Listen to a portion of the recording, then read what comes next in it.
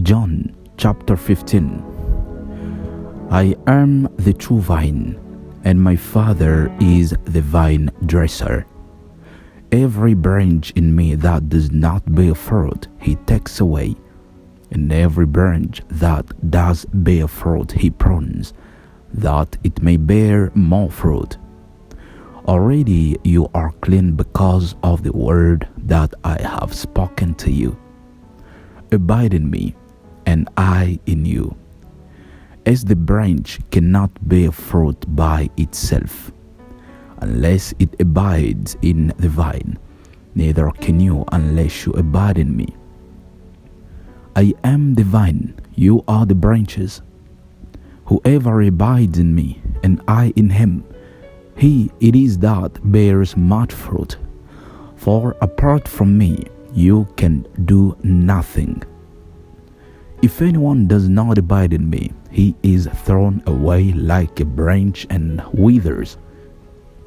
And the branches are gathered, thrown into the fire, and burned. If you abide in me, and my words abide in you, ask whatever you wish, and it will be done for you. By this my Father is glorified, that you bear much fruit, and so prove to be my disciples. As the Father has loved me, so have I loved you. Abide in my love. If you keep my commandment, you will abide in my love, just as I have kept my Father's commandments and abide in his love. These things I have spoken to you, that my joy may be in you, and that your joy may be full. This is my commandment, that you love one another as I have loved you. Greater love has no one than this, that someone lay down his life for his friends. You are my friends if you do what I command you. No longer do I call you servants, for the servant does not know what his master is doing. But I have called you friends, for all that I have heard from my Father I have made known to you.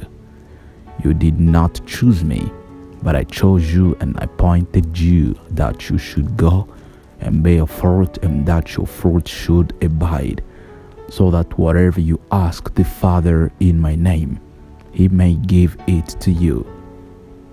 These things I command you, so that you will love one another.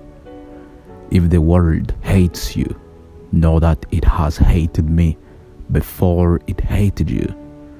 If you were of the world would love you as its own.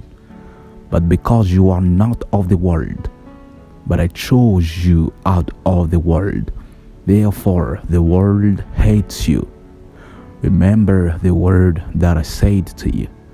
A servant is not greater than his master. If they persecuted me, they will also persecute you. If they kept my word, they will also keep yours. But all these things they will do to you on account of my name, because they do not know him who sent me. If I had not come and spoken to them, they would not have been guilty of sin, but now they have no excuse for their sin.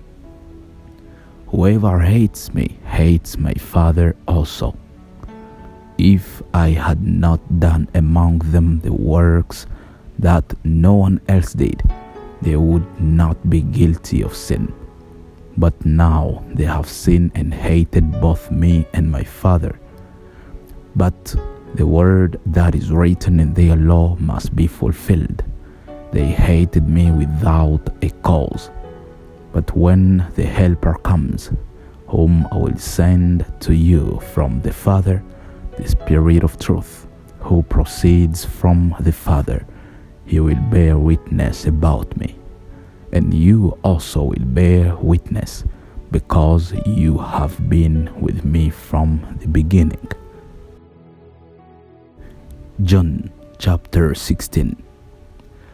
I have said all these things to you to keep you from falling away. they will put you out of the synagogues. Indeed, the hour is coming when whoever kills you will think he is offering service to God. And they will do these things because they have not known the Father nor me. But I have said these things to you, that when the hour comes, you may remember that I told them to you. But now I am going to him who sent me, and none of you asks me, where are you going? But because I have said these things to you, sorrow has filled your heart. Nevertheless, I tell you the truth. It is to your advantage that I go away. For if I do not go away, the Helper will not come to you. But if I go, I will send him to you. And when he comes, he will convict the world concerning sin and righteousness and judgment. Concerning sin, because they do not believe in me. Concerning righteousness, because I go to the Father, and you will see me no longer. Concerning judgment, because the ruler of this world is judged. I still have many things to say to you, but you cannot bear them now.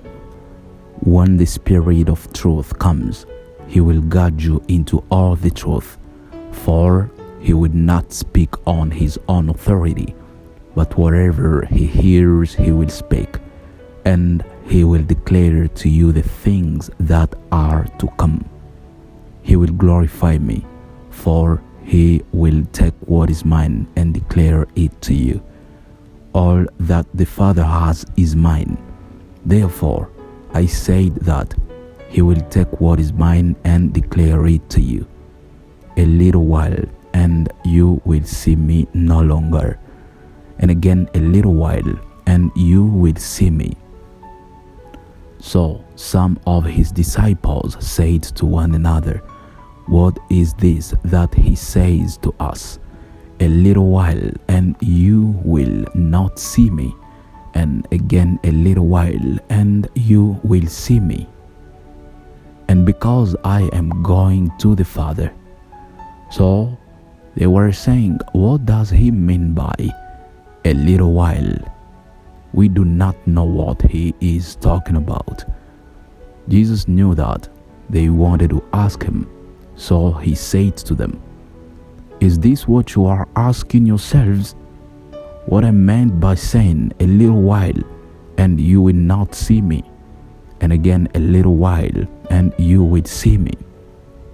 Truly, truly, I say to you, you will weep and lament, but the world will rejoice. You will be sorrowful, but your sorrow will turn into joy.